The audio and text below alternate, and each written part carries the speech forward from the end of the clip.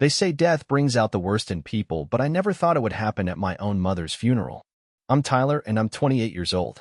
What happened 3 months ago still keeps me awake at night, not because of grief, though that's certainly part of it, but because of what I discovered about the man my mother married and what she really thought about our family situation. My mom Claire passed away after a 2-year battle with cancer. She was only 52 years old and had been the strongest person I knew until the disease took that strength away piece by piece. Watching her decline was the hardest thing I'd ever experienced, but she faced it with dignity and grace right up until the end. The complicated part of this story involves my stepdad, Gerald. My mom married him when I was 16 after my biological father left us when I was 12. Gerald seemed decent enough at first. He had a steady job as a construction supervisor, made my mom laugh, and treated her well during their courtship. I was cautiously optimistic about having a father figure in my life again. But things changed pretty quickly after they got married. Gerald had very specific ideas about how a household should run and what role everyone should play in it. He believed in traditional gender roles and expected my mom to handle all the domestic responsibilities while he provided financially. More importantly for this story, he had strong opinions about what I owed him as a stepson. From the moment Gerald moved into our house, he made it clear that I should be grateful for his presence in our lives. He'd remind me regularly that he didn't have to take on the responsibility of raising another man's child. He'd point out all the things he provided for me: the roof over my head, the food on the table, the clothes on my back. According to Gerald, I was lucky to have him, and I should show more appreciation. The problem was that Gerald's version of being a provider came with strings attached. He expected absolute respect and obedience in return for his financial support. If I questioned any of his rules or decisions, I was being ungrateful. If I didn't enthusiastically participate in family activities he planned, I was ungrateful. If I spent time with friends instead of helping him with household projects, I was ungrateful. My mom tried to mediate between us, but Gerald had a way of making her feel like she had to choose sides. He'd tell her that I was disrespectful and that she was enabling my bad behavior by not backing him up completely. He'd say things like a united front was essential for proper parenting and that my attitude was undermining his authority as the man of the house. What made things worse was that Gerald genuinely seemed to believe he was doing right by our family.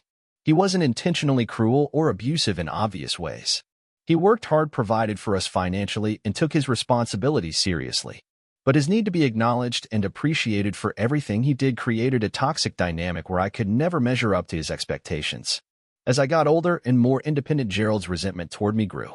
When I graduated high school and got into college, he made comments about how I should be more grateful for the stable home environment he'd provided that made my academic success possible. When I got scholarships and grants to help pay for school, he'd remind me that his financial support during high school had given me the foundation to achieve those things. After college, I moved out and started my own life, but family gatherings remained tense. Gerald would make passive-aggressive comments about how I never called or visited enough. He'd compare me unfavorably to other people's children who supposedly showed more respect and appreciation for their step-parents. When my mom got sick, Gerald initially stepped up in ways that made me think maybe our relationship could improve. He took care of her medical appointments, helped manage her treatment schedule, and handled most of the household responsibilities while she underwent chemotherapy. I was grateful for his dedication to her care, and I told him so multiple times. But even during my mom's illness, Gerald couldn't resist making everything about himself and his role in our family.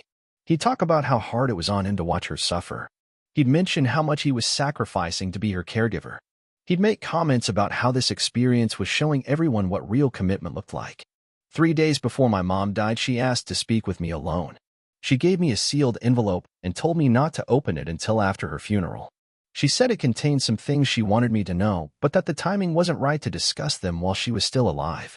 I promised to honor her wishes and put the envelope in my desk drawer at home. My mom's funeral was everything she would have wanted. Simple, dignified, and focused on celebrating her life rather than mourning her death. That's when Gerald decided to make his speech about gratitude and family values that would change everything between us forever. The funeral reception was winding down when Gerald decided he needed to address the assembled family and friends. Most people were finishing their coffee and sharing quiet conversations about my mom when Gerald stood up in the middle of the church fellowship hall and tapped his spoon against his glass to get everyone's attention. "I want to say a few words," Gerald announced as the room gradually fell silent. "About Claire and about what family really means." At first, I thought he was going to give a touching tribute to my mom. Gerald had been married to her for 12 years, and despite our personal conflicts, I knew he genuinely loved her. I expected him to talk about her strength during her illness or share some meaningful memories from their time together. Instead, Gerald launched into what can only be described as a lecture about gratitude and family responsibility. He started by talking about how Claire had taught him the importance of loyalty and commitment, how she'd shown him what it meant to put family first and to make sacrifices for the people you love. So far, this seemed appropriate and touching. But then Gerald's focus shifted to me and his tone changed completely. He talked about how some people take family for granted and don't appreciate the sacrifices that others make on their behalf. He mentioned how difficult it can be when family members don't show proper respect or gratitude for everything they've been given. The room started to feel uncomfortable as people realized Gerald wasn't just giving a general speech about family values. He was directing his comments at someone specific, and that someone was obviously me. I could see relatives exchanging glances and friends of my mom looking confused about why this was happening at her funeral reception. Gerald continued by talking about how Claire had always believed in the importance of teaching children to be grateful and respectful. He said she'd been concerned about young people today who felt entitled to everything without wanting to earn it or acknowledge where it came from. He mentioned how hard it was for parents and step-parents who tried to provide guidance and support only to have their efforts dismissed or ignored. I sat there listening to this increasingly pointed speech, feeling my face burn with embarrassment and anger. Gerald was using my mother's funeral reception as an opportunity to publicly criticize me for what he saw as years of ingratitude and disrespect. He was making our family conflict the centerpiece of what should have been a celebration of my mom's life. But the worst was yet to come. Gerald looked directly at me and said that Claire had often worried about Tyler's attitude toward family responsibility. He claimed she'd been hurt by my apparent lack of appreciation for everything Gerald had done for our family over the years. He said she'd hoped that as I matured, I would develop a better understanding of what real family commitment looked like. The room was completely silent now except for Gerald's voice. I could feel dozens of pairs of eyes on me waiting to see how I would respond to this public humiliation. My mom's friends and relatives were witnessing what appeared to be a stepfather calling out his ungrateful stepson at the woman's funeral reception. Gerald went on to say that he hoped Claire's death would teach everyone present about the importance of expressing gratitude while we still have time. He said he hoped people would learn to appreciate the family members who make sacrifices for them instead of taking those sacrifices for granted. He said he hoped Tyler specifically would reflect on these lessons and maybe develop a better attitude about family relationships. I was stunned. I couldn't believe Gerald was doing this at my mother's funeral in front of everyone who cared about her. Part of me wanted to stand up and defend myself, to tell everyone about Gerald's years of manipulation and his constant demands for appreciation and recognition. Part of me wanted to walk out and refuse to dignify his speech with any response at all. But I remembered my mom and how much she'd hated conflict, especially public confrontations. I thought about how mortified she would be if her funeral reception turned into a family argument. I decided to take the high road and let Gerald finish his speech without interrupting him or making a scene. Gerald wrapped up by saying that he hoped Claire's memory would inspire everyone to be more grateful for their families and more committed to showing appreciation for the people who love and support them. He raised his coffee cup in a toast to Claire and to the importance of family values that she'd represented throughout her life. The applause that followed was scattered and uncomfortable. People clearly didn't know how to respond to what they'd just witnessed. Some of my mom's friends came over to offer me supportive hugs and condolences that felt more like sympathy for having to endure Gerald's public criticism than sympathy for losing my mother. My Aunt Patricia, who was my mom's younger sister, pulled me aside after Gerald's speech. "Tyler," she said quietly, "what just happened was completely inappropriate. Your mother would have been horrified by that display. Don't let him make you feel like any of what he said was justified." Other family members echoed similar sentiments throughout the rest of the reception. My mom's friends made a point of telling me how proud she'd always been of me and how often she'd talked about my accomplishments and character. Several people mentioned that they'd never heard her express any concerns about my attitude or behavior. But Gerald seemed satisfied with his performance. He spent the rest of the reception accepting condolences and talking about how difficult it was going to be to carry on Claire's legacy of strong family values. He acted like his speech had been a touching tribute rather than a public attack on my character. I left the reception feeling humiliated, angry, and confused. Gerald had painted a picture of my relationship with my mom that didn't match my own memories or experiences. He'd made it sound like she'd been disappointed in me and concerned about my lack of gratitude when I'd never gotten that impression from her directly. That night I remembered the envelope my mom had given me before she died and decided it was time to see what she'd wanted me to know. I sat at my kitchen table the morning after the funeral reception holding the envelope my mom had given me just days before she died. My hands were shaking slightly as I carefully opened the seal, wondering what she'd felt was so important to tell me but couldn't discuss while she was still alive. Inside was a handwritten letter in my mom's careful script along with several other documents that I didn't immediately recognize. The letter was dated just a week before she passed away, and seeing her handwriting brought fresh tears to my eyes. But as I started reading, the emotional impact of seeing her words was quickly replaced by shock at what she was telling me. "My dearest Tyler," the letter began. "If you're reading this, then I'm gone, and you've hopefully had time to say goodbye properly. There are some things I need you to know about Gerald and about our family situation that I couldn't tell you while I was alive. I was too sick to deal with the conflict it would have caused, and I was afraid of how Gerald might react if he knew I was sharing this with you." My mom went on to explain that Gerald had become increasingly controlling and manipulative over the years in ways that I'd only partially understood. She described how he'd systematically isolated her from friends and family members who didn't show him what he considered appropriate respect. She talked about how he'd used financial control to limit her independence and decision-making authority in their marriage. But the most shocking part of the letter dealt with Gerald's obsession with my supposed ingratitude. My mom wrote that Gerald had been pressuring her for years to cut me out of her will and to reduce my role in family decisions. He told her repeatedly that I was taking advantage of their generosity and that enabling my disrespectful behavior was bad for everyone involved. According to the letter, Gerald had threatened to leave my mom multiple times if she didn't take a harder line with me. He'd said that my attitude was undermining his authority and making it impossible for him to feel respected in his own home. He demanded that she choose between supporting me and supporting their marriage. My mom wrote that she tried to balance these competing pressures by defending me to Gerald while encouraging me to be more diplomatic in my interactions with him. She'd hoped that if I showed more outward appreciation for Gerald's contributions, he might back off his demands for her to distance herself from me. She'd been trying to protect both our relationship and her marriage by playing peacemaker. But Gerald's demands had escalated during my mom's illness. The letter revealed that he'd been pressuring her to rewrite her will to leave everything to him instead of splitting her assets between us as she'd originally planned. He'd argued that since I'd never shown proper gratitude for everything he'd done for our family, I didn't deserve to inherit anything that his hard work had helped accumulate. My mom had refused to change her will, but Gerald had continued pushing the issue even during her final weeks. He told her that leaving me any inheritance would be enabling my selfish behavior and teaching me that disrespect had no consequences. He'd said that if she really loved me, she'd use this opportunity to teach me a lesson about gratitude and family responsibility. The letter also revealed that Gerald had been lying about my mom's feelings regarding my behavior. Far from being disappointed in me, she'd been proud of how I'd handled his difficult personality over the years. She'd appreciated that I'd tried to maintain a relationship with him despite his constant criticism and demands for appreciation. She wrote that she'd been particularly impressed by how I'd managed our relationship during her illness.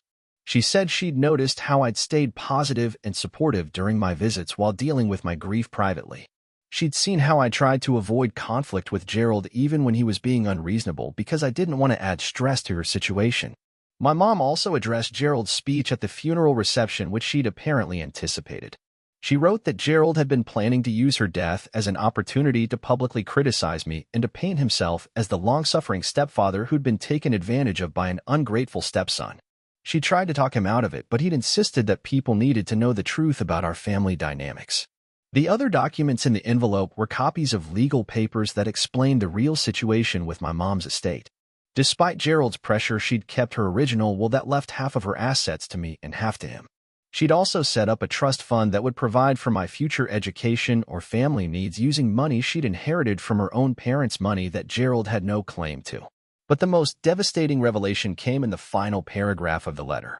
My mom wrote that she'd been planning to leave Gerald after I graduated from college, but had been diagnosed with cancer before she could follow through with the divorce. She'd stayed in the marriage because she'd been too sick to handle the stress and upheaval of ending it, but she'd never stopped regretting her decision to marry him in the first place.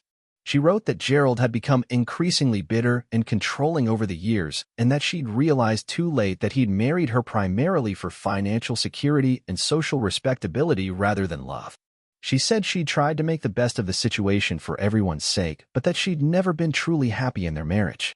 The letter ended with my mom telling me how proud she was of the man I'd become and how sorry she was that I'd had to deal with Gerald's manipulation and criticism for so many years. She asked me to remember her love and to not let Gerald's version of events change my understanding of our relationship or my worth as a person.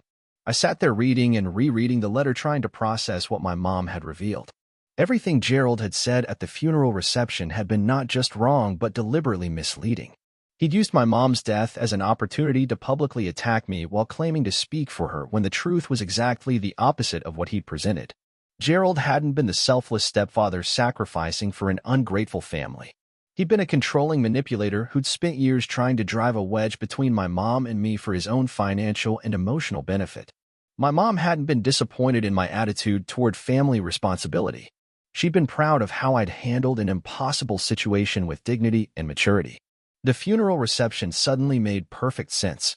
Gerald's speech hadn't been about honoring my mom's memory or teaching important lessons about gratitude. It had been his final attempt to control the narrative about our family and to publicly humiliate me for refusing to submit to his authority over the years. I realized that Gerald had no idea about the letter or the documents my mom had left for me. He thought his version of events would go unchallenged, and that people would accept his portrayal of himself as the noble stepfather and me as the ungrateful son. He had no idea that my mom had documented the truth about their marriage and his behavior. That's when I decided it was time for Gerald to face some consequences for his years of manipulation and his public attack on my character at my mother's funeral.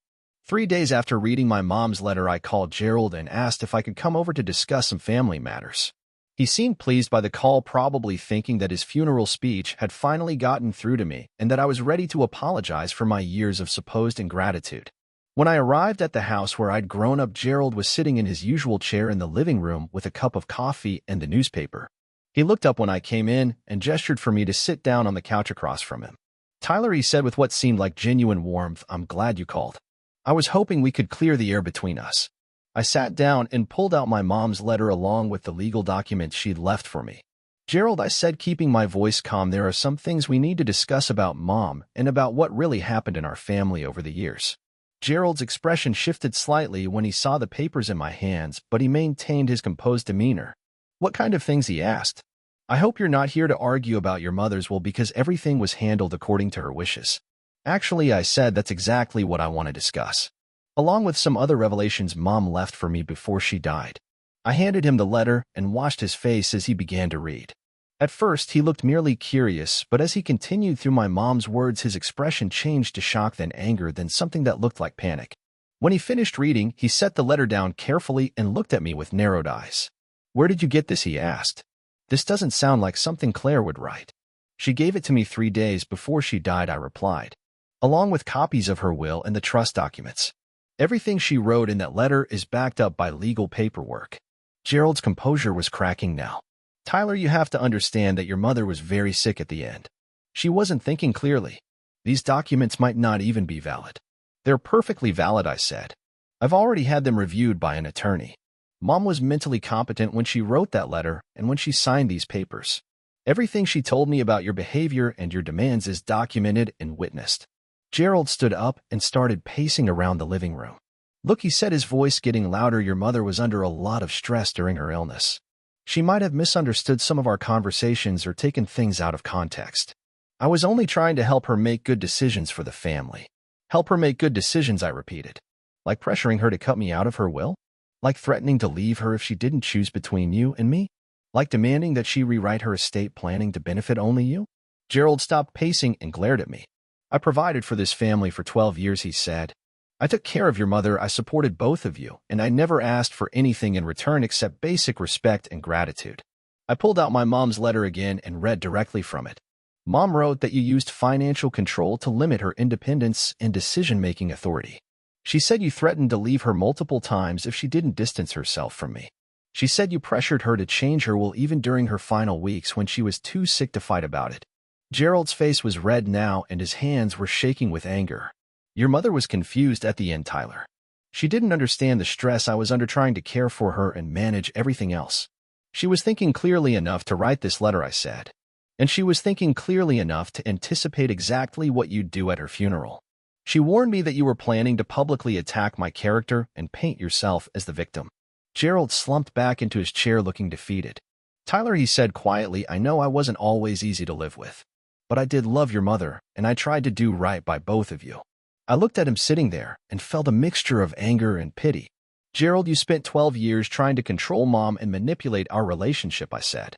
You used her funeral as an opportunity to publicly humiliate me based on lies about her feelings. I stood up and gathered my mom's papers. Here's what's going to happen, Gerald, I said. You're going to call everyone who was at the funeral reception and tell them that your speech was inappropriate and inaccurate.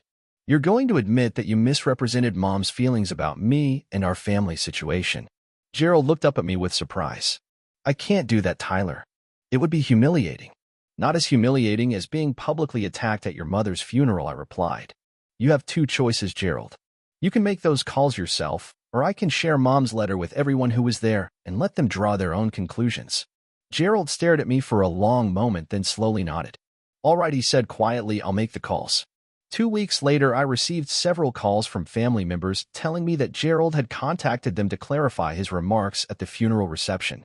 He'd admitted that he'd been upset about losing Mom and had spoken inappropriately about family matters. He'd asked people to disregard his comments about my attitude and to remember only Mom's love for all of us. Gerald and I haven't spoken since that day.